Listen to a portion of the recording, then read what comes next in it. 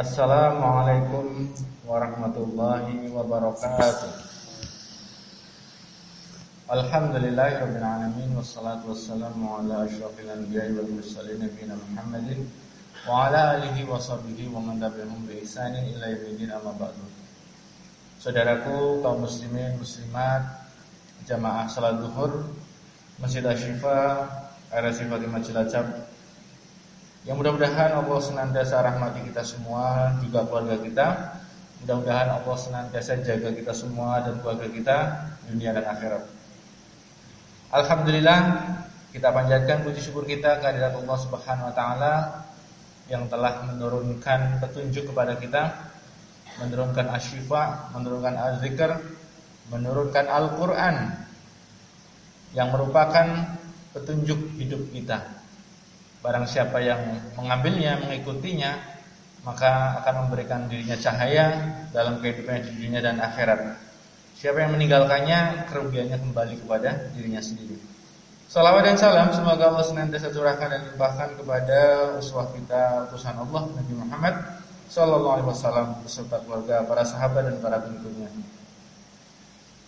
Kita lanjutkan kembali pembahasan belajarnya kita tentang surat Al-Humazah ayat kedua. A'udzubillahi minasyaitonirrajim. Bismillahirrahmanirrahim. Alladzi jama'a malan wa 'addadah. Yang mengumpulkan harta dan menghitung-hitungnya. Ya, ini ayat keduanya. Ayat kesatunya kemarin, wailul likulli humazatil lumazah. Kecelakaanlah bagi setiap pengumpat lagi pencela.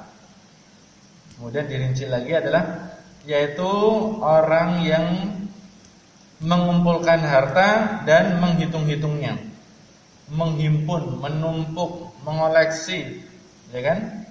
Menghitung-hitung, membangga-banggakan.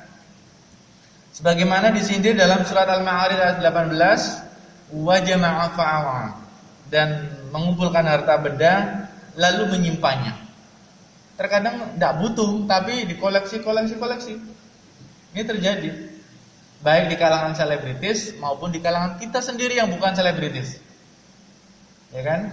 Kebutuhan pundaknya hanya dua, kanan dan kiri.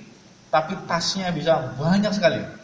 Koleksi tasnya bisa satu lemari besar, satu bufet besarnya tas sangat banyak. Kakinya cuma dua, kanan dan kiri, tapi sepatunya bisa banyak sekali. Cemilannya cuma berapa bungkus, tapi toplesnya bisa satu dapur isinya toples semua. Itu harus kita perhatikan. Kebutuhan mobil cuma berapa, tapi bisa berkoleksi. Ya karena kebanyakan uang, mau dibuat apa itu? Nah, sebaiknya kita memang harus tahu ilmunya, bagaimana cara menghabiskan uang, yang uang itu akan bertahan bahkan berkembang dengan lipat ganda yang sangat banyak sampai di akhirat. Dari Imam Muhammad ibnu Ka'ab telah mengatakan sehubungan dengan firman-Nya, yaitu firman Allah yang tadi, alladzi jama'a malan wa 'adada, ya, yaitu di siang hari ia terlena dengan harta bendanya dan merasa asyik dengannya. Apabila malam hari tiba, maka ia tidur sebagaimana bangkai yang telah membusuk. Ya. Siang harinya habis-habisan mengumpulkan harta benda, mencurahkan tenaganya untuk mencari harta benda, ya. Malamnya tidur seperti bangkai, busuk sampai pagi. Tidak berpikir sholat tahajud, tidak berpikir sholat witir, dan tidak berpikir sholat subuh berjamaah. Siangnya membabi buta mencari dunia. Siapa itu manusia terkaya nomor 10 apa 11? Haritano. Dia bukan muslim ya, Haritano. Konon tidurnya itu hanya 3 jam Jam 2 tidur, 3, 4, 5, jam 5 udah bangun. Setiap hari tidurnya 3 jam. Demi kesuksesan meraih dan menguasai media. Saya juga punya tetangga. Dia itu mengaku untuk kesuksesannya dia 4 hari dia nggak tidur, 4 hari 4 malam nggak tidur. Tapi dia berhasil dengan kesuksesannya mengumpulkan harta, walaupun tidak pernah ke masjid. Jadi terjadi seperti itu, kesibukan yang sangat hebat untuk mengumpulkan harta dan menghitung-hitungnya. Jadi karena himmahnya adalah harta. Kalau kita ingin mengetahui nilai kita, lihat bagaimana himmah kita. Himmah kita di mana? Maka itulah nilai kita. Orang yang himmahnya hanya kuliner, makanan, maka nilainya adalah seperti apa yang besok pagi harinya keluar. Orang yang himmahnya pakaian, ya himmahnya pakaian, tidak kemana-mana. Orang yang himmahnya harta adalah harta itu, tidak ada kemana-mana. Himmah tertinggi adalah jika orang ambisinya adalah Allah, orang yang ambisinya Allah, ini tertinggi. Maka harta yang harus dibayar dengan upayanya jauh lebih besar, karena memang himmahnya cita-cita tertinggi. Ada orang yang himmahnya sepak bola, ada orang himmahnya kendaraan, ada orang yang himmahnya adalah kepopuleran, macam-macam manusia. Maka himmah yang tertinggi adalah Allah Subhanahu wa taala, pemilik dunia dan akhirat. Lalu dikumpul-kumpulkannya, dia mengira harta itu bisa mengekalkannya. Yahsabu anna malahu akhladah. Dia mengira, dia yakin anna sesungguhnya malahu hartanya akhladah, bisa mengekalkannya. Ya, dia kira kalau dia punya harta banyak pasti dia akan hidup kekal. Jangankan untuk bayar puskesmas, dia bisa membeli pengobatan sampai ke Singapura. Karena hartanya banyak. Bahkan mungkin bisa jadi makan pagi di Italia, makan siang di Singapura, makan malam di Amerika, bisa jadi. Karena hartanya begitu banyak. Tetapi semua itu tidak akan bisa mengekalkan dirinya dari kematian. Gitu ya. Kalau memang harta bisa mengekalkan seseorang, tentunya Qarun itu sekarang masih hidup. Tapi Qarun pun hartanya tidak bermanfaat. Termasuk Nabi Sulaiman yang hartanya sangat banyak karena dia seorang raja, dia meninggal di usia 50-an tahun. Jadi kita tidak tahu, harta tidak bisa mengekalkan, kecuali harta yang digunakan untuk sabilillah. Ini memang tidak mengekalkannya di dunia, tapi akan membuat dirinya kekal bahagia di akhirat. Dibantah oleh Allah, kalla ya, sekali-kali tidak dapat. La yumbadanna fil hutamah. Sungguh mereka dia itu akan dibenamkan, dilemparkan ke dalam hutamah. Hutamah ini adalah nama lain dari neraka ya. Hutamah itu nama lain dari neraka. Kenapa dinamakan hutamah? Karena dia bisa meremuk redamkan orang yang dimasukkan ke dalam neraka. Jadi hutamah itu bisa membuat remuk redam tubuh seseorang, bahkan nanti rasa sakitnya itu sampai ke hatinya. Wa ma adraka mal hutamah, Allah sendiri menafsirkan apa itu hutamah. Dan tahukah kamu apakah itu hutamah? Narullahil muqadah. Narullah apinya Allah, al-muqadah yang dinyalakan. Allati yang api itu tattali'u membakar alal afidah sampai ke dalam hati. Ini luar biasa ya. Sabit Al-Banani mengatakan bahwa api neraka hutamah itu membakar mereka sampai ke hatinya. Tetapi mereka tetap dalam keadaan hidup. Berarti dia merasakan ribuan kematian, merasakan jutaan kematian, tapi tidak mati. Tapi merasakan sensasi mati, dibakar sampai ke jantungnya, sampai ke hatinya, ngilu-ngilunya, peri-perinya, sakit-sakitnya sampai ke dalam hatinya. Tapi dia hidup dan dia menyaksikan bagaimana api itu membakar pelan-pelan. Dan bila mana azab mereka mencapai puncaknya, maka mereka hanya dapat menjerit dan menangis, merasakan sakitnya yang tiada terperikan. Muhammad Ibnu Ka'ab Al-Qurazi mengatakan bahwa api neraka hutamah membakar semua anggota tubuh penghuninya, dan apabila api itu sudah sampai ke hatinya dan mencapai batas kerongkongannya, maka api itu kembali ke tubuhnya. Jadi betul-betul panasnya itu merambat sampai ke hatinya. Kalau sudah hati sudah hancur, kembali lagi ke badannya lagi.